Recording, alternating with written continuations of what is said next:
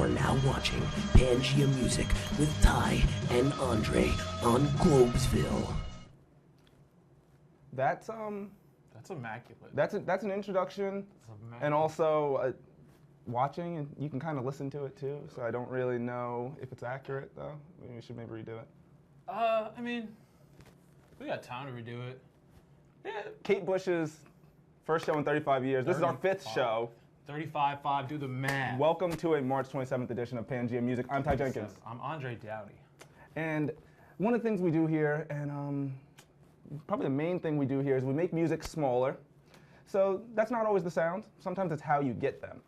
So today on the show and next show, we're going to be talking about how we get music these days. Two-part series. Two-part series. Today we will be talking about SoundCloud and Neil Young's upcoming Pano player. Yep, it's exciting stuff. We're going to start off just talking about SoundCloud. Do some SoundCloud. And for anyone who doesn't know, SoundCloud is, I guess you'd describe it as like a listening app.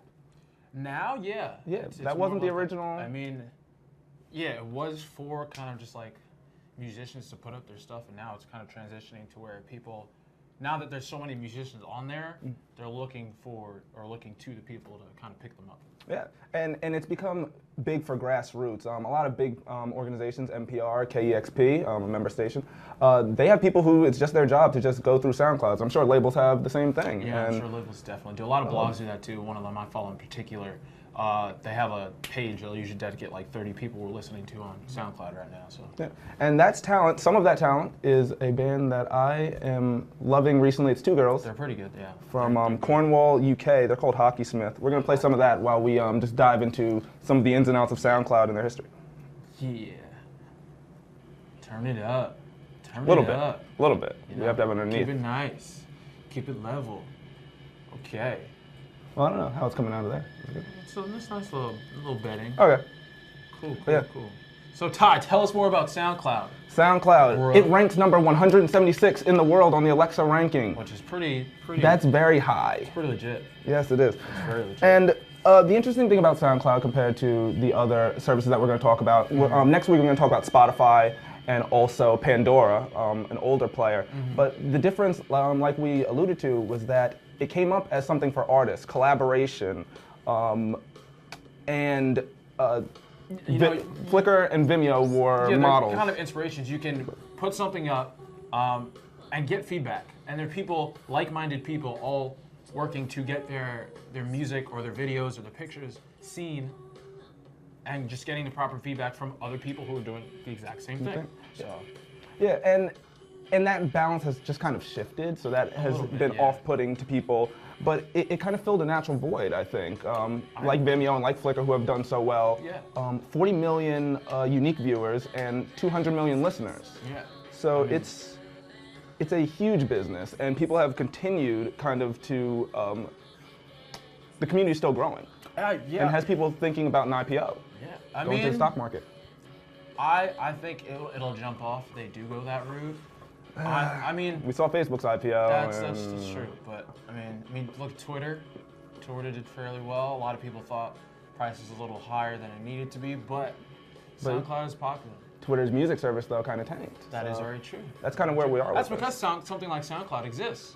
So why do you need a service on Twitter to do the exact same thing you can do on SoundCloud, or any other like Spotify or Pandora? Like you don't need that on something like that.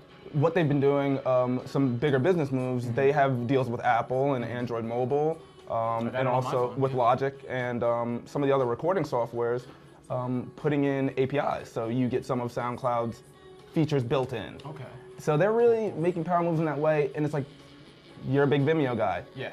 How would you feel if Vimeo was kind of taken away from you guys as the creators of content? I would not be happy. Check the sticker. You see the sticker? Big fan. Big fan. But yeah, no, I mean, Vimeo is very much for, I don't want to say for the people, but it's for video people. You know, strictly people who are looking to make quality videos, who are looking to try new things and try creative things. So if they take that element away, I'd be pretty upset. And there's an interesting balance with a site like SoundCloud, and to get a little bit more of that perspective, we're going to go to a friend of mine, Pull up the Skype. a like-minded music lover, business business-minded guy, a young guy. He's a band leader and guitarist for the band Funk Nasty out on Eastern Long Island, the Patchogue Medford area, very far away from where we are, here at the Globesville World Domination Complex Globesville Domination Complex. in Old Westbury. Oh, we need Greg. We need Doug. Excuse me. We need Doug to say that. We do. We But can get Greg to say it too, but it's true. we need Doug to. So Anthony Cavuto will be on in a moment. Just drop it. I'll get the camera. We're gonna look this way. Hey, Cavuto, how are you? What up? Hello. What's the delay like? How do we sound right now? It's pretty on point. Is it pretty on point? Okay. Am I clear? Because I'm using an external mic. No, Can you're we turn it down a good. You're little good. You're good. Turn it down a little bit. See if I can pop it down a little bit. All right. All right. So Cavuto, Yes. I brought you on because before you came on, I talked about your business-minded approach to music. You play beautiful music, great guitar player, as I said. Thank you. Yeah. You have your eyes on the big prizes out there. What are your dealings with SoundCloud personally? How do you feel about it as a young guy? And what do you think it does for the business aspect of small bands like yourself? When it comes to how I use it as more of a tool to refine everything as a group, like within ourselves. But on the other hand of what SoundCloud is the whole sharing aspect, the whole promotions, putting your music in front of people's faces on the internet, which is the most important thing, obviously. It's the functionality is perfect, mobile, makes everything easy, embedding it. I personally use it mostly, I keep most of my tracks actually private. And I let certain people be able to come in and look, and then we could exchange comments back and forth at the points in the wavelength so that we could say like, hey, I want to change this, or this sounded cool here, because it record everything. Yeah. Rehearsals, shows. So you're using it more like the traditional artists who started off using it, you know, before the site really got changed to more of a listener model. So how do you? I have a few tracks too. I mean that I keep publicly and stuff, but I never try to put too much out there on SoundCloud. I try to keep it like, I could reveal a few things here and there, because it doesn't provide that much of a real overall sensibility as to the view on what I'm really doing exactly. But I do Just like a snapshot. Okay. Yeah, pretty much. All right. So it seems like like I said, you're using it that way. Do you think that? Well, do you feel a certain way about it being more of a listener economy now? Do you feel kind of like offended by that, kind of like, shafted by that in a way, or no? Not necessarily, because I mean, at the end of the day, the only thing that matters is putting your music in other people's ears. I mean, it's one thing to use it the way that I've used it in the past, but I mean, even when it started, I felt like that wasn't exactly what it was. I knew it was going to end up here to where it is now because of just how simple it is. Just it's so easy to just go on there and just put a track down and just put it everywhere. Because you could listen to it on every form of social media. You could embed it on any website, and you could track everything perfectly. You could see how many plays you got, how many shares. Then you could track where it's all coming from, which is important when you're trying to establish the demographic for the market that you're trying to sell your brand in. These are things we need to talk about personally. Good stuff.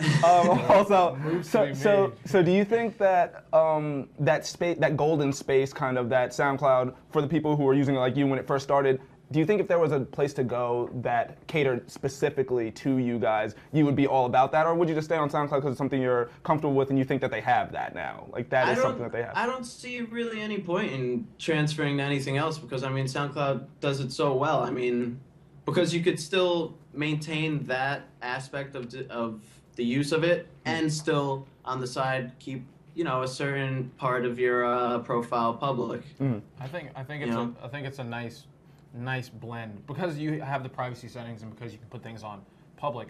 It's a nice blend of what you want people to hear and the feedback that you're getting from those people, and then what you want your musician mates to hear and get feedback, mates, and get the proper feedback from them. So I think it's a proper balance. All right, just one more question. Especially because you could put the comment on the wavelength right at on the the perfect. That's my favorite I know, part. that's about it. like this one spot. Like, did you hear that? Like, Or like as soon as the song starts, I was like, oh, this is crazy. Like, song. so true. Okay. But sometimes it's a bad thing too, because a lot of people will go and they'll listen to your songs and then they'll just say, somebody commented over here, I'm just gonna skip past all this, zoom right over to this interesting little part, and then check it out. So I mean, but with anything, I mean, there's plus and minuses with everything when it comes to showing, because you can never control what your listener is gonna listen to, no matter what you do, unless you just make it private or public to that extent. But I don't know. So back to the listener economy. Just last question. We were talking about how NPR and their member stations, for example, big music communities that I am interested in, or, I'm sure labels have the same thing. They have somebody or a team of people who just go through SoundClouds all day. This is something that they do. Absolutely. How do you feel about SoundCloud as a means of discovering talent? I mean, you are someone who knows talent, and also, you play a lot of gigs, so, you see a lot of people. Where do you think SoundCloud? You're on that side where you're being hunted, more or less. Like, you're being searched. People are looking at you, through you. So, well, here's the interesting thing about that is that a lot of people don't really understand what exactly an A&R person is really looking for specifically, because a lot of I mean, you have three different kind of people. You have hobbyist musicians, you have the career musicians, and then you have the weekend warrior musicians and stuff. These platforms. Which one are you? I try to do career because I get paid a decent amount, so I like to think I'm a career. Okay. But the whole thing is there's so many different factors. You can't rely on SoundCloud alone to really pick somebody up, because that's one thing that they're missing out on, is showing a full-fledged depiction of like fan interaction. More like bio information. The electronic press kits need to be a little bit more detailed. Like, you need to be able to go behind the scenes. It's more of like a face thing. Like, this is what it is. This is my song. But you really need to look into where that song came from. You can't just really use just SoundCloud to decide on somebody. But at the end of the day, I mean, no matter what, you just have to be really freaking good. Yeah. You know, true. If any, I mean, when I go out and I look at somebody to book for a gig, I mean, of course, the first thing I'm going to look at is their music. So there you go, SoundCloud. Automatically, that's a foot in. That's a step right through the right direction. But then the next thing I'm going to look at is fan interaction. Yeah. Like, it's cool. You might have 10,000 plays on your SoundCloud account. You might have 20,000 likes on Facebook. That really doesn't mean anything at all. Yeah, it doesn't mean anything. It's a matter of doing your research. So yeah. But in the sense of it being something that, I mean, it really is a really great tool for people to go and see, because it's really populated. It's really easy to go and see everything. Yeah. But we're gonna have to cut you off. We're gonna have to cut, but thank you, Mr. Caputo. We'll have you on again soon. Thank you so much. Yeah, no problem. No doubt. Talk to you soon. Bye. Killer. All right. So before we come back in and talk about the Pano player, we are going to play. Actually, I'm gonna bring that back down a little bit. I want to get into the Pano player first, and then I'll throw that in. Okay. So, all right. So, Neil Young has been on a mission to turn digital music into something you want to hear. I mean, granted, digital music exists everywhere, but the typical MP3 is not the highest quality piece of sound that you can find. So Neil Young has collaborated with Air Acoustics to create this, it's in a sense a digital music player, like an MP3 player, but it does not play MP3s. The Pono player is not creating its own file format. It's just taking a known file format, FLAC files, and it's just allowing you to play them with their player. So just a little background on MP3s. MP3s usually have a bit rate between 192 kilobits per second 200 and 256 kilobits per second. Those files are greatly compressed, and they're made to be small in size on your computer, so you can conveniently fit them on a laptop or a iPod or an iPad or whatever the case. In ranks of high definition sound, your average CD that you can buy at like Target or Walmart or something, that's kind of on the lower end of like high definition sound, and it's kind of around the area of 1411 kilobits per second or 40.1 kilohertz by 16-bit. So Very complicated mathematical. There's a lot of math going on to it, but know that your CD, your typical CD that you can buy now, is on the lower end.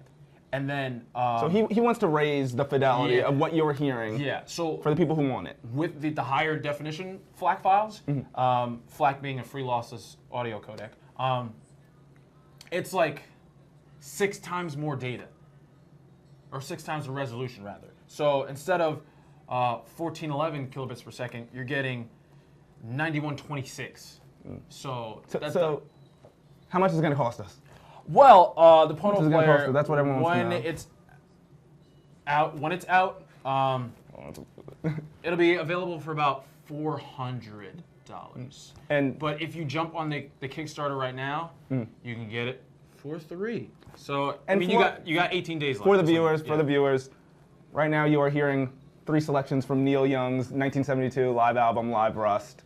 Right now, Sugar Mountain is playing, and after that, we will give you My Hey Hey and After the Gold Rush. Yeah, just so everyone is aware. Underneath what we got going on. Yes.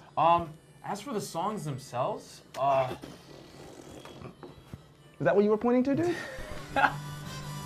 There you go. There's some Neil Young. Well, there's Neil Young. Yeah, so there's some Neil Young. All right. The songs and albums, on their website, they say the albums can range anywhere from like $14.99 to about $24.99. They're asking a lot of us. I feel like they're asking a lot of us. I mean, when you go to Walmart and you see a $10 CD, you're kind of struggling. Yeah, sometimes you get good deals on CDs though, but like you go on Amazon or iTunes, sometimes you get it for a lot. And this is a player, so how many songs versus iPod? How many songs are we going to be able to fit? What are we talking about here? On what files you're looking to put on, because you can put the on highest quality we can possibly get. So if you were going to put on the highest quality FLAC files on your Pono player, just that, you can put about a maximum of 800 songs. Now I'm going to give you some perspective on that personally, and Andre is also a music collector, and I'm sure a lot of you guys out there are. 800 songs is not a lot. My Spotify total right now is like 42,000 songs, and that's not even the songs that, that's not everything I know.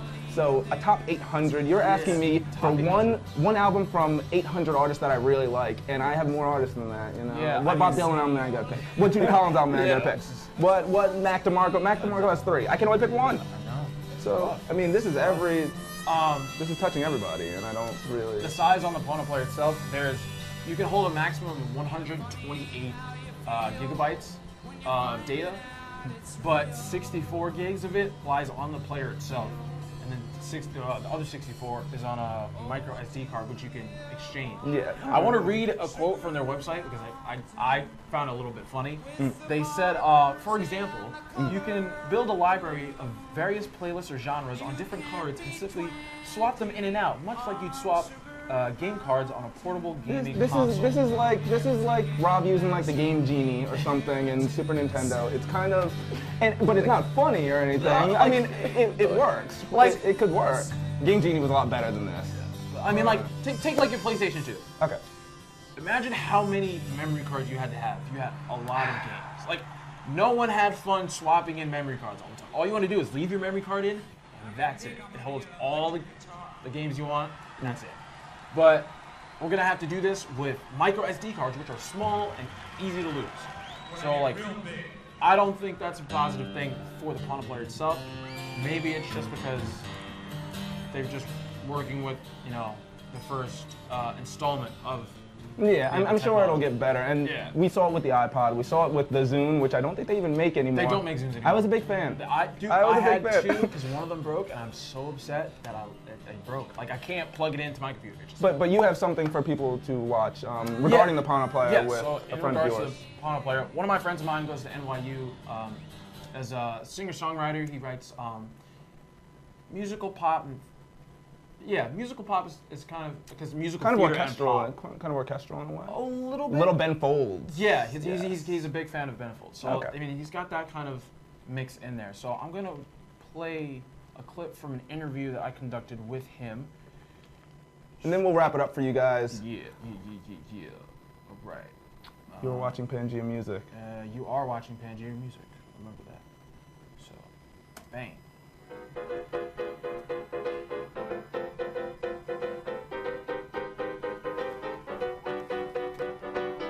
God, everybody's gonna review by now.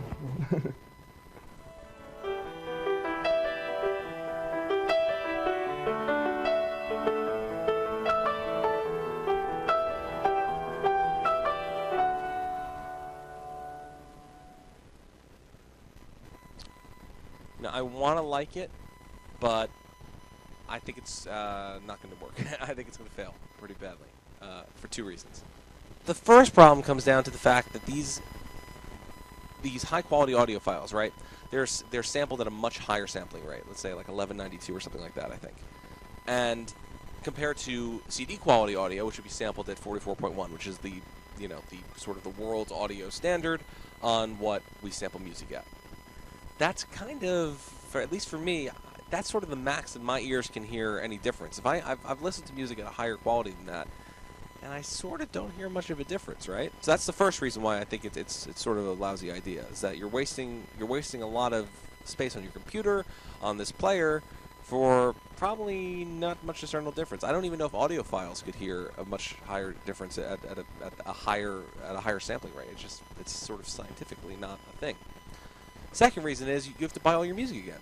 You have to buy all your music from their proprietary store. You're starting off, you buy a Pono player, you have no music collection. Nothing. You could put your own music on it, but then it's just listening on anything else, so why bother?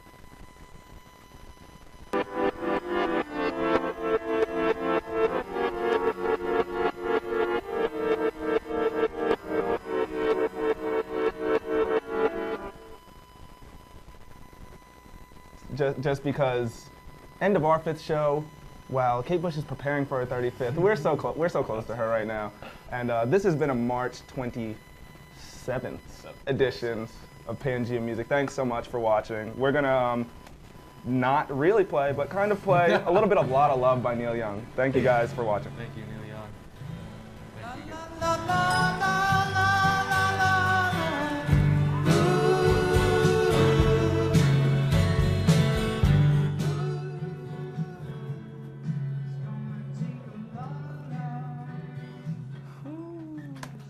Okay.